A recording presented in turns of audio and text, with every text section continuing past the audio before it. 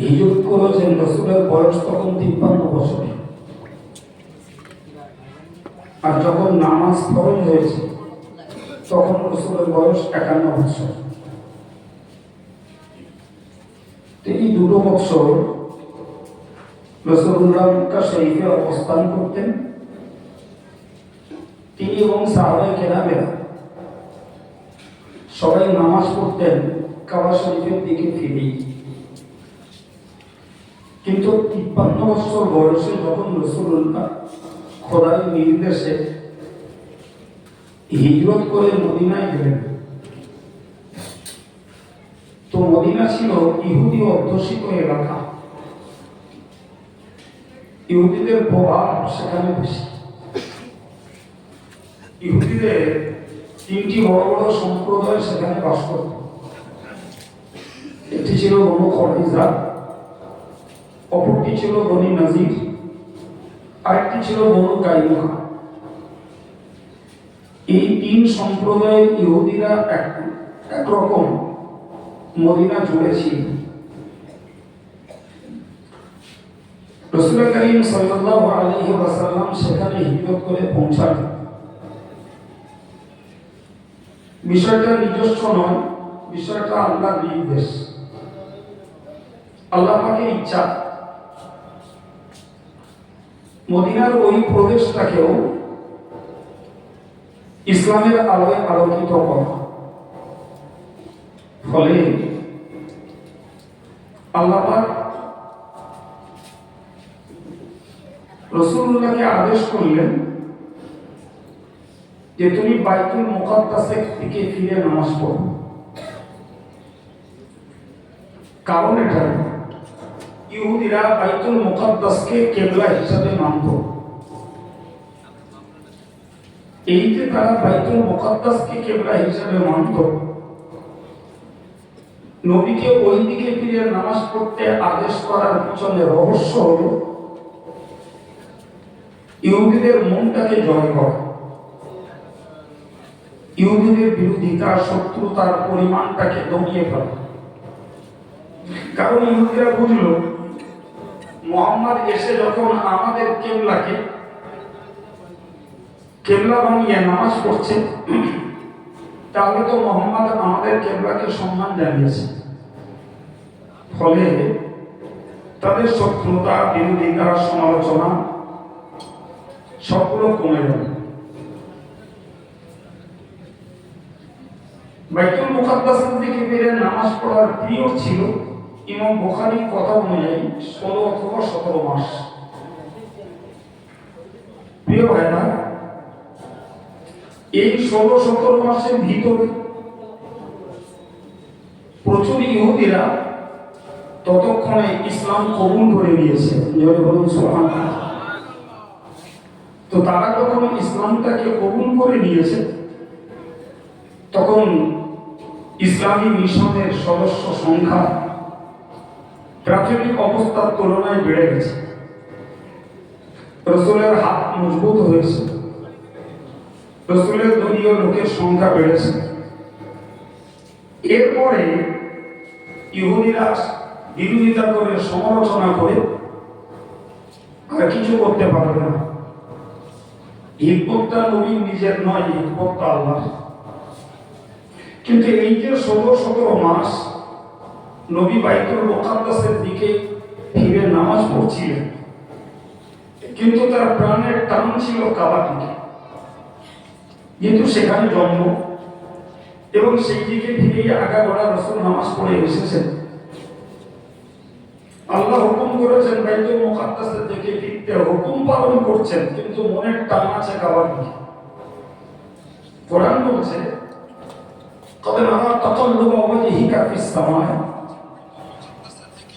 আল্লাহ বলছেন আমি দেখি তুমি তোমার চেহারাটাকে আসমানের দিকে ফেরাও। কারণ উপর থেকে ওড়ি নিয়ে জিবরিল আমিন নিচে নামে। রাসূলের মনের বাসনা হলো যে কখন জিবরিল আমিন ওড়ি আনবেন আর এনে বলবেন যে আল্লাহ পাক আপনাকে বাইতুল মুকাদ্দাস থেকে মুখ ঘুরিয়ে কাবার দিকে ফিরতে আদেশ করেছেন, এই আশায় আশান্বিত হয়ে নবী আসমানের দিকে তাকালেন, বিশেষভাবে রাতের বেলা। তো আল্লাহ বললেন, ফালানুওয়াল্লিয়ান্নাকা কিবলাতান তারদাহা, আমি তোমাকে ওই কিবলার দিকে, ওই কেন্দ্রের দিকে ফিরিয়ে দেবো যেদিকে তুমি খুশি। সুবহানাল্লাহ। এরপরে বললেন, ফাওয়াল্লি ওয়াজহাকা শাতরাল মাসজিদিল হারাম, তুমি মসজিদুল হারাম তথা কাবা বাইতুল্লাহর দিকে ফিরে যাও। সুবহানাল্লাহ। ওয়া হাইসুমা কুনতুম, যেখানেই থাকো, ফাওয়াল্লু উজুহাকুম শাতর, তোমাদের চেহারাটাকে সেই দিকে ফিরিয়ে দাও। এখান থেকে তেমন পৃথিবীর মুসলমান নামাজীদের জন্য নির্দেশ হলো, যারা কাবার পূর্বে তারা পশ্চিমে ফিরবে, যারা কাবার পশ্চিমে তারা পূর্বে ফিরবে, যারা কাবার উত্তরে তারা দক্ষিণে ফিরবে, যারা কাবার দক্ষিণে তারা উত্তরে ফিরবে। অর্থাৎ পৃথিবীর 4 স্কয়ার যারা যেখানেই থাকুক, তার নামাজের মনটাকে স্থির করার জন্য কেন্দ্র হলো কাবা।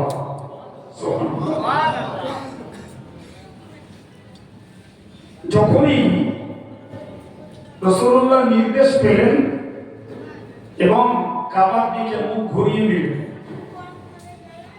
এটা ছিল 4 রাকাত ওয়ালা একটা নামাজ। কেউ বলেছেন জোহর, কেউ বলেছেন আসর।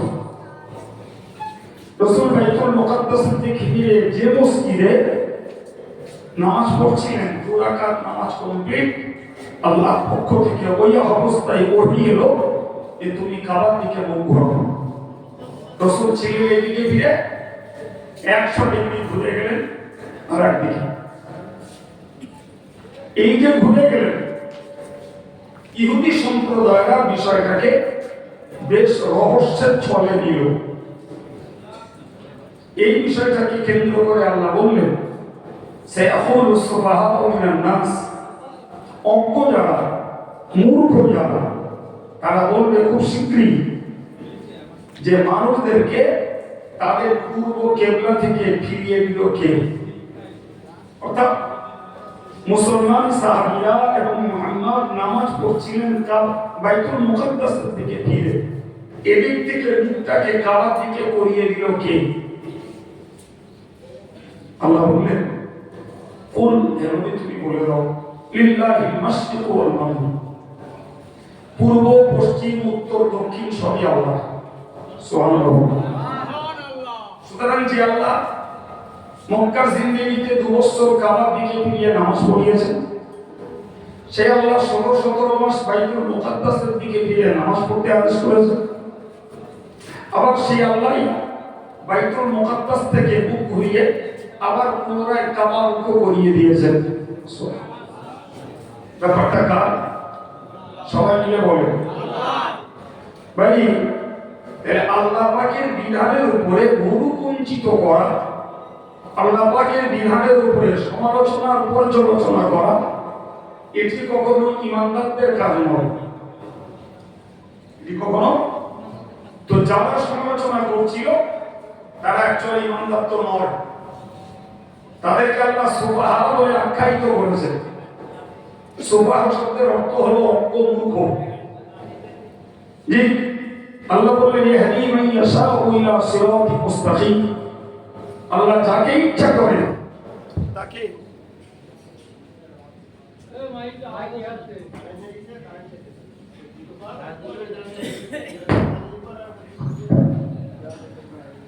তো আল্লাহ বললেন, ইয়াহদি মান ইয়াশাউ ইলা সিরাতিন মুস্তাকিম, আল্লাহ যাকে ইচ্ছা করেন তাকে সোজা রাস্তার পথ দেখিয়ে দেন। সুবহানাল্লাহ। যাকে ইচ্ছা করেন সরল রাস্তাটা আল্লাহ তাকে দেখিয়ে দেন। সুতরাং নবী একবার কাবা, একবার বাইতুল মুকাদ্দাস, পুনরায় কাবা, এই যে ঘোরাঘুরি করেছেন, এটি নবীর নিজের ইচ্ছায় নয়, বরং আল্লাহ পাকের নির্দেশ অনুক্রমে। যে এরপরে ইহুদিরা আরেকটা হাওয়া তুলল। সে হাওয়াটা হলো এই যে ফের যখন কাবাকে কেবলা বানানো হয়েছে, ফলে এই যে 16-17 মাস মুসলমানেরা বাইতুল মুকাদ্দাসের দিকে ফিরে নামাজ পড়েছে, এদের নামাজগুলো সব নষ্ট হয়ে গেছে। এদের নামাজগুলো নষ্ট হয়ে গেছে। তাই এ আর এক সমস্যা। এখন এরা যখন এই হাওয়া তুললো, মানুষের কানে কানে আওয়াজটা পৌঁছে গেল, কানে কানে আওয়াজটা পৌঁছে গেল, তো যারা নিরীহ, দরিদ্র, দিনদার, ইমানদার সাহাবী, তাদের মনের ভিতরে একটা তঞ্চকতা শুরু হলো যে আমরা যে বাইতুল মুকাদ্দাসের দিকে ফিরে নামাজ পড়লাম, আরে এই নামাজগুলো যদি নষ্ট হয় তাহলে সেক্ষেত্রে তো আমাদের সব জোগাড়ের এই কর্মটা লসে রান করবে, ঠিক না? আমার আল্লাহ পাক কোরআন নাযিল করে বললে লা ইদিউ ঈমানাকুম, এখানে ঈমান শব্দের অর্থ হলো নামাজ। যে যারা বাইতুল মুকাদ্দাসের দিকে ফিরে 16-17 মাস নামাজ পড়েছে, তাদের আল্লাহ পাক তাদের এক ওয়াক্তের নামাজকেও নষ্ট করে দেবেন না। ইন্নাল্লাহা বিন-নাসি লারাউফুর রহিম, নিশ্চয়ই আল্লাহ পাক মানুষদের প্রতি তথা ঈমান ওয়ালাদের প্রতি যখন স্নেহশীল তখন দয়াশীল। সুবহানাল্লাহ। আর তখন বলে মৌলিক ভাবে আল্লাহ তামাম পৃথিবীর মানুষের প্রতি দয়াশীল, কিন্তু স্পেশালি ঈমানদারদের প্রতি, কি নারী, কি পুরুষ, কি যুবক, কি বৃদ্ধ, এদের প্রতি আল্লাহ যেমন স্নেহশীল তখন আল্লাহ দয়াশীল। সম্মানিত ভাইরা, এই এতগুলো কথা গুছিয়ে আপনার কাছে তুলে ধরার পর এবার একটা কথা বলছি। আল্লাহ পাক ঠিক এই বিষয়টাকে কেন্দ্র করে কোরআন শরীফের দুপারা 6 গোড়ার এক পাঠটাতেই বলেছেন, লাইসাল বিররা আন তুআল্লু উজুহাকুম কিবালাল মাশরিক ওয়াল মাগরিব। বলে শোনো, তুমি পূর্ব দিকে ফিরছো না পশ্চিম দিকে ফিরছো, উত্তর দিকে ফিরছো না দক্ষিণ দিকে ফিরছো, এদিকটাই নেকি নয়। নেকি হলো আল্লাহর হুকুম মানার ভিতরে নেকি। সুবহানাল্লাহ। আল্লাহর হুকুমটা কার্যকর করার মধ্যে নেকি।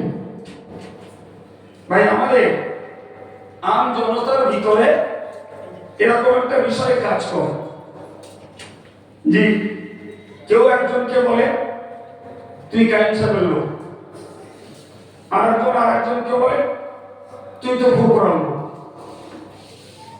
মানে বোঝানো হয় যেন যে কায়েম সাহেব যেন ফুকরা বিরোধী, এরকম একটা বিষয়, এরকম একটা ব্যাপার।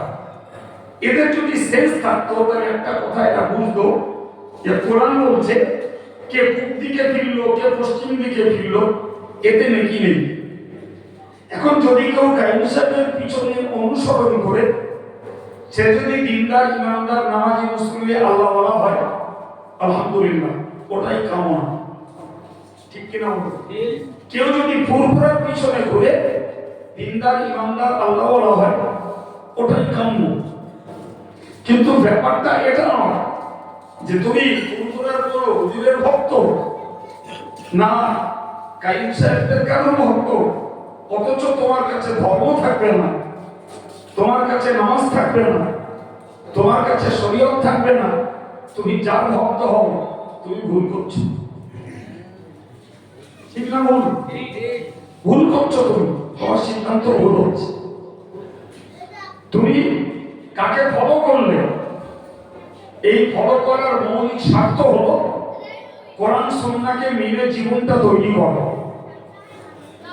কোরআন হাদিস ইজমা কিয়াসের আলোকে নিজের জীবনটাকে গড়া। এটাই হলো একজন ইমানদার মুসলমানের ধর্ম জীবনের মূল লক্ষ্য। এখন সেখানে যদি থাকে মাইনাস পয়েন্ট, সেখানে রয়েছে ঘাটতি, আর আমি শুধু অমুক অমুকের সমর্থক আর অমুক অমুকের সমর্থক এই বলে জিন্দাবাদ দিয়ে যাব, ভাই এটা নিশ্চিত চরম নির্বুদ্ধিতা। কোরআন শরীফে আল্লাহ বলেছেন ফাইদা নুফিখা ফিস-সূর ফালা আনসাবা বাইনাহুম। মহান আল্লাহ যখন ইসরাফিল আলাইহিস আলাইহিসসালাম সিংহায় ফুঁক দেবেন। তো সিংহায় ফুঁক দেবেন যখন, একটা ফুঁকে দুনিয়ার তৎকালীন সময়ে মানুষ প্রাণীগুলো মৃত্যুবরণ করবে।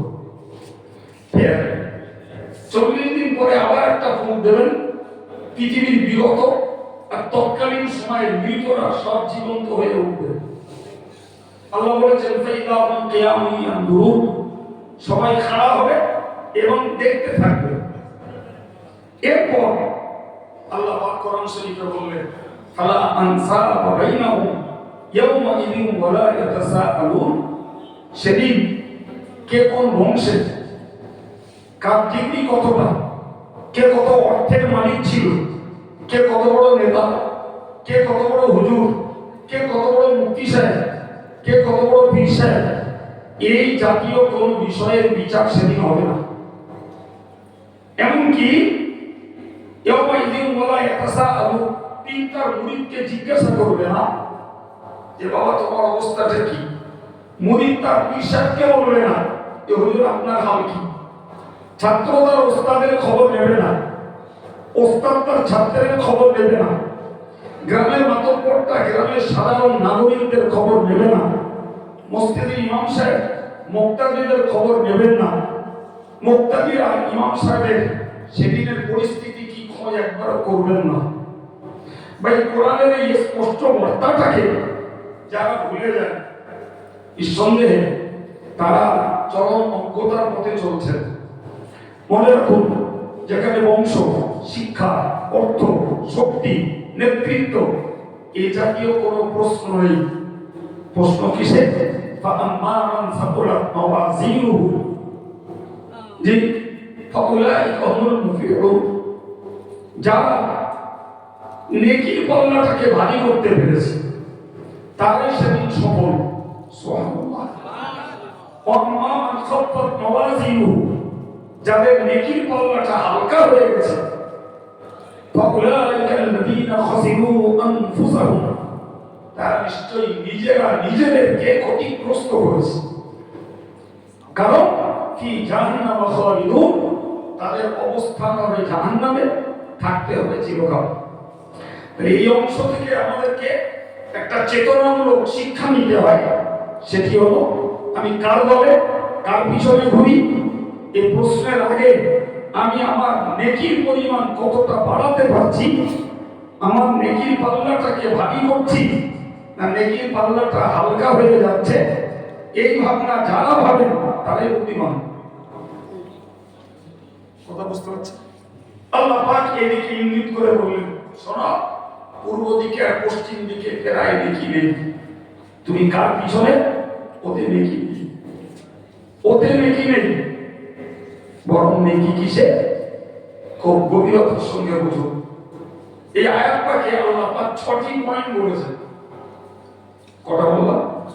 6টি। নাম্বার 1, ওয়ালাকিন্নাল বিররা মান আমানা বিল্লাহি ওয়াল ইয়াউমিল আখির ওয়াল মালাইকাতি ওয়াল কিতাব ওয়ান নাবিয়্যিন। প্রথম নম্বরে বললেন তোমার ইতিকাদ, তোমার আকীদাটাকে তুমি দুরুস্ত করো, তোমার আকীদাটাকে তুমি সঠিক করো, তোমার আকীদাটাকে তুমি দোষ মুক্ত করো। সুবহানাল্লাহ। কি সেটা? মৌলিক কয়েকটা পয়েন্ট আল্লাহ কোরআনে তুলে দিয়েছেন। নাম্বার 1, আল্লাহ পাক তুলে দিয়েছেন যে নেকি হলো যে আল্লাহর প্রতি ঈমান এনেছে, ঈমান এনেছে আখিরাতের প্রতি, ঈমান এনেছে ফেরেশতাদের প্রতি, ঈমান এনেছে কিতাবের প্রতি, ঈমান এনেছে নবীদের প্রতি।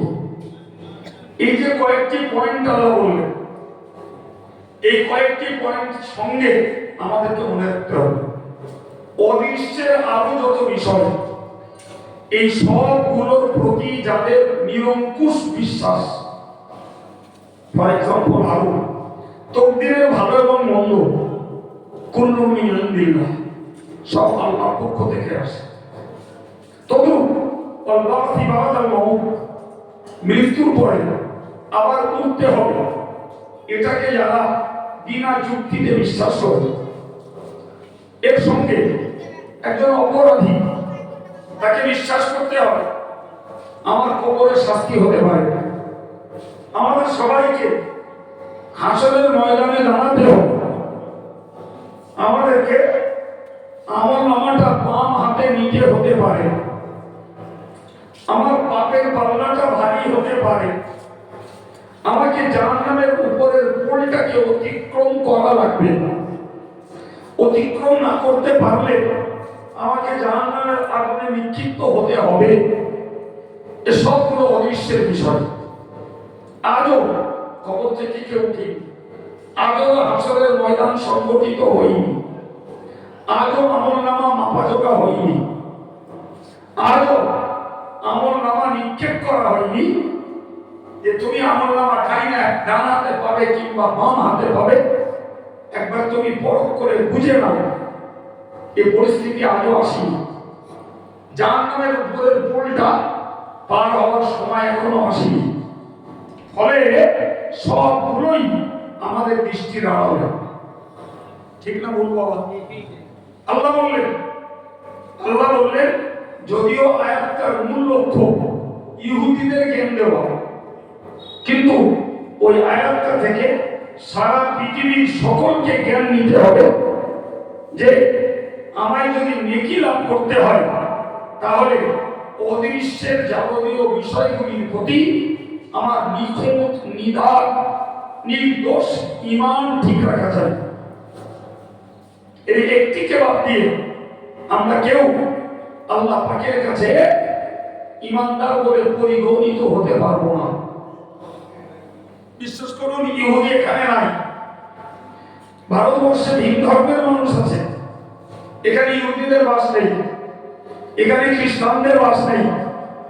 তারা পর্যটক হিসাবে ভারতে আসতে পারে, অস্থায়ীভাবে থাকতে পারে। প্রিয় ভাই, কিন্তু ভারতবর্ষ মুসলিমদের দেশ। মুসলিমরা 86%। তাদের আরো কাস্ট আছে অন্যান্য, ছাড়ুন আপন জায়গায়, সবার কথা ছেড়ে দিয়ে ভাবুন মুসলিম কমিউনিটির কথা। যদি এই অংশটুকু নিয়ে আমি আপনাকে বিশ্লেষণ করি, অনেক কথা বলতে পারবো, অনেক কথা। প্রিয় ভাই আমার, কোরআন শরীফে আল্লাহ বলেছেন ওমা ইউমিনু আকসারুহুম বিল্লাহ ইল্লা ওয়াহুম মুশরিকুন। আল্লাহ বলেন ওমা ইউমিনু আকসারুহুম বিল্লাহ, অধিকাংশ মানুষ আল্লাহর প্রতি তারা ঈমান ঠিক রাখে না। কার কথা? কার কথা? তো এই কথাটা ইহুদি, খ্রিস্টান, মুসলিম, কাফের, বৌদ্ধ, তেলেগু, তামিলি, আর্য, অনার্য এদের কারোর জন্য আল্লাহ বলেননি। এদের এই কথাটা আল্লাহ বলেছেন যারা কলেমা পড়ে ঈমানের দাবি করে, সেই তাওহীদপন্থী জনতাদেরকে আল্লাহ বললেন যে এরা অধিকাংশ ঈমানদার নয়, ইল্লা ওহুম মুশরিকুন, বরং এরা হলো মুশরিক। ভাই, যারা ঈমান মূলত আনেনি তাদের নিয়ে আমাদের টেনশন নয়। কিন্তু আমার ভাইরা, আমার মায়েরা যারা ঈমান আনবার পরে শিরকের দোষে বিজড়িত, তাহলে এরা তো এদের বিশ্বাসটাকে নিখুঁত করতে পারলো না। বাবা পেরেছে কি? হ্যাঁ, তোমার নিজস্ব নেকি সঞ্চয়ের পথে বাধা পড়ছে, যেহেতু তোমার ঈমান ঠিক নাই। ফর এক্সাম্পল, যদি আমি ঘুরিয়ে যদি বলি, ভাই প্রচুর মুসলমান ছেলে মেয়ে আছে ভারতবর্ষে, পশ্চিম বাংলা, যারা আজও কোনো দরগায় যেয়ে মাথা ঠোকে, যারা আজও কোনো পীর ওলিদের মাজারে যেয়ে সেখানকার ধুলো মাখে, যারা আজও পীর ওলিদের মাজারে যেয়ে সেখানে ভিক্ষা করে, যাত্রা করে, যারা আজও পীর ওলিদের মাজারে যেয়ে সেখানে তেল পানি রেখে দিয়ে কেউ ফুঁফা দেয় না, সেই তেল পানি ব্যবহার করে, যারা আজও পীর ওলিদের মাজারে যেয়ে সেখানে তারা ছাগল গরু হাজত মান্যত করছে। কথা বলেন, আমি গল্প বলছি না বাস্তব। হ্যাঁ, তাই বাস্তব যদি হয়, এরা বলো কলেমা পড়া ভাই বোন, এরা বলো কলেমার দাবিতে এরা তাওহীদপন্থী, এরা একত্ববাদের বিশ্বাসী সম্প্রদায়, অথচ আল্লাহর ওই আয়াত পাকের কথাটি এদের জন্য প্রযোজ্য। কারণ তোমার রিজিক, তোমার সম্মান, তোমার সন্তান, তোমার রোগ মুক্তি, তোমার সুস্থতা, সবকিছুর একচ্ছত্র অধিপতি আল্লাহ। এটাই তো তোমার ঈমান। এখানে বলে আমার কথা বুঝতে পারেননি? আমার রিজিকের মালিক কে? আমার সম্মানের মালিক কে? আমাকে সন্তান দেওয়ার মালিক কে? আমাকে রোগ সুস্থ করার মালিক কে?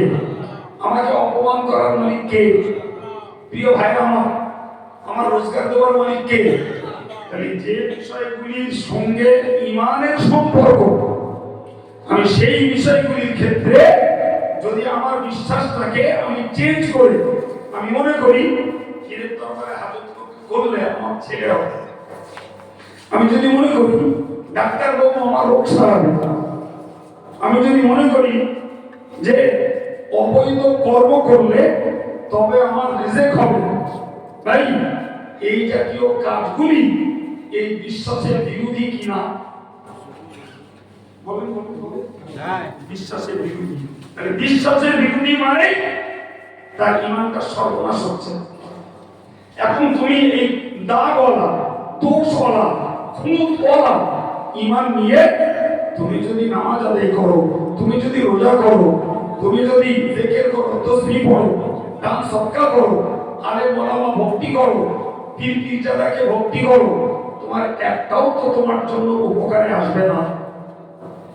কারণ মুশরিকের কোন ইবাদত আল্লাহ পাকের কাছে মকবুল নয়। সুতরাং আমি ওয়াজ করতে বসিনি ইহুদি খ্রিস্টানদের কাছে, আমি আলোচনা করতে বসেছি ইমানদার মুসলমানের কাছে। সুতরাং ইমানদার মুসলমানকে বিশ্বাস করতে হবে যে আমার ইমানের কোন রকমের খুঁতখাত আল্লাহ পাক বরদাস্ত করবেন না, কোনো অংশে। অথচ আমরা বাস্তব চিত্রটাকে পর্যালোচনা করে দেখতে পাচ্ছি প্রচুর পরিমাণে মুসলমানদের ভিতরে ইমানি ত্রুটি বিচ্যুতি বিদ্যমান।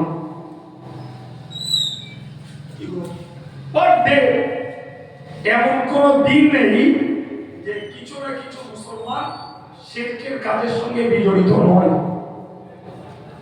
ভাই এমনকি আল্লাহ পাক কোরআন শরীফে বললেন লাইন আশরাকতা লায়াহবাতান্না আমালুক, তুমি যদি বিগত দিনে ঈমান সহ কোন নেকির কাজ করে রাখো আর এরপরে যদি শিরক করো, তো সামনের গুলো তো ক্ষতিগ্রস্ত হলো, পিছনের গুলো সব মুছে যাবে, কিছু থাকবে না, সব জিনিস।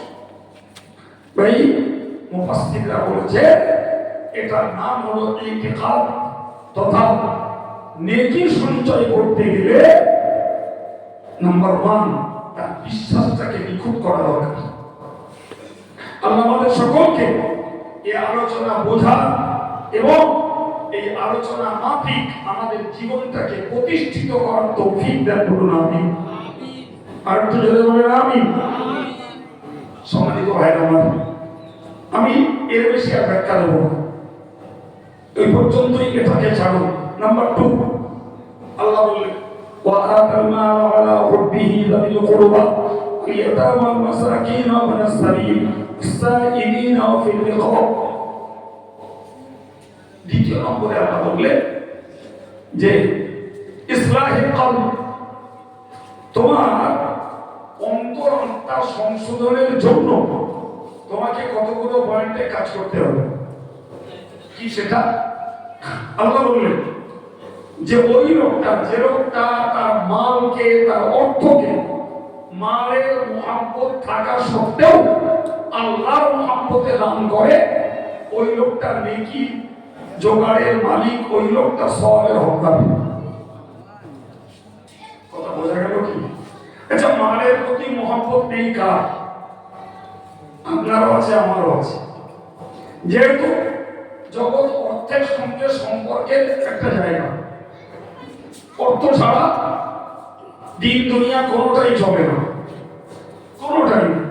ধর্ম করতে গেলেও অর্থ চাই, সংসার চালাতে গেলেও অর্থ চাই। আল্লাহ বলেছেন ওয়াইন্নাহু লিহুব্বিল খাইরি লাশাদীদ, মালের প্রতি মানুষের মহাব্বত অত্যন্ত গাঢ় মহাব্বত, খুব গাঢ় মহাব্বত। সম্মানিত ভাইরা আমার, তাহলে গাঢ় মহাব্বত যে অর্থবিত্ত সহায় সম্পদের উপরে আল্লাহ পাকের বক্তব্য, ওই তোমার মালের প্রতি মহাব্বত থাকা সত্ত্বেও আল্লাহর মহাব্বতে তুমি মালকে দান করো, দাবি করবা তোমার নিকটতম দরিদ্র যারা তাদের মাঝে, যারা বাপ হারা এতিম সন্তান তাদের মাঝে, মিসকিন এবং যারা মাসাকিন যারা দরিদ্র এদের মাঝে, সাবিল যারা পথচারী এদের মাঝে, অসাইলিন যারা ভিক্ষুক ভিখারি তাদের মধ্যে দান করো, আর গোলামদেরকে মুক্ত করার জন্য তোমরা অর্থ খরচ করো। ভাই গোলাম মানে দাস প্রথা। আজকে গোটা পৃথিবীতে দাস প্রথা নেই। একটা পিরিয়ডে মানুষ বিক্রি হতো আর মানুষ কিনতো, সেই মানুষটাকে দাস বানিয়ে মেয়েগুলোকে দাসী বানিয়ে তারা কাজে লাগাতো। আজকের দাস প্রথা উচ্ছেদ হয়ে গেছে, কিন্তু লেবারি প্রথা আছে। ভাই এই যুগে ওই আয়াত পাকের শেষ কথাটার অংশ তোমরা গোলামদেরকে ছাড়াতে অর্থ খরচ করো।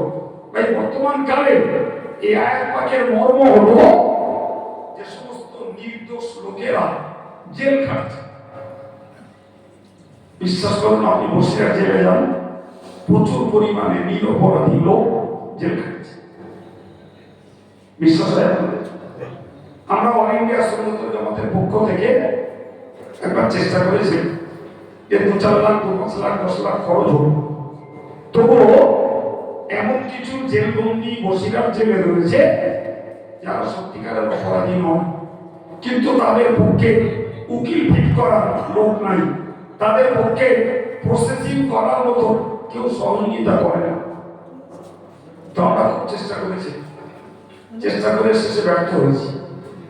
কারণ আমাদের চেষ্টা করতে গেলে আমরা সরাসরি পারবো না যে এমএলএ এমপি অপরের দালাল প্রশাসনের সঙ্গে যোগ করে তবে তাদের মূল্যায়ন করতে হবে যে সত্যকারের কোন লোকটার পক্ষে উকিল দান করানোর পরিস্থিতি নেই, ফলে সে জেল খাটছে, তাকে নির্ণয় করে তবে তো ছাড় করাতে গেলে মরণ 2 লাখ টাকা। কিন্তু সত্যকারের কথা বলতে কি আমাদের এমএলএ এমপি বাবুরা কেউ আমাদের সহযোগিতা করতে সাহস করে। আমি অন ক্যামেরায় কথা বলছি আর এতগুলো মানুষকে সাক্ষী রেখে কথা বলছি। আমার এই কথা শোনার পরে যদি আজও কোন এমএলএ এমপি বলে যে যদি নিরপরাধী মানুষকে ছাড়াবার ব্যবস্থা করবো, তার জন্য অর্থ খরচ করতে হবে আপনাদের, আমি এখনো বলছি আপনার পায়খানা। এবং আমার মুখে বল আছে, যদি একবার দেশের জনগণকে বলি যে বসিরহাট জেল থেকে 5 জন নিরপরাধী জেল বন্দীকে মুক্ত করতে কথার কথা 10 লাখ টাকা লাগবে, আমার মুখ বল আছে দেশের জনগণ 10 লাখ টাকা হাতে তুলে দেবে। বিশ্বাস? হ্যাঁ, কিন্তু শুধু টাকা হলেই তো হবে না, প্রসেসিংটা তো আইনের, প্রসেসিংটা আইনের। আইন যদি পদ্ধতিগতভাবে কাউকে ছাড়ে তবে তা ছাড়া হতে হবে, জোর করে বার করাও যাবে না, আর টাকা বুঝে দিলেও বার হবে না।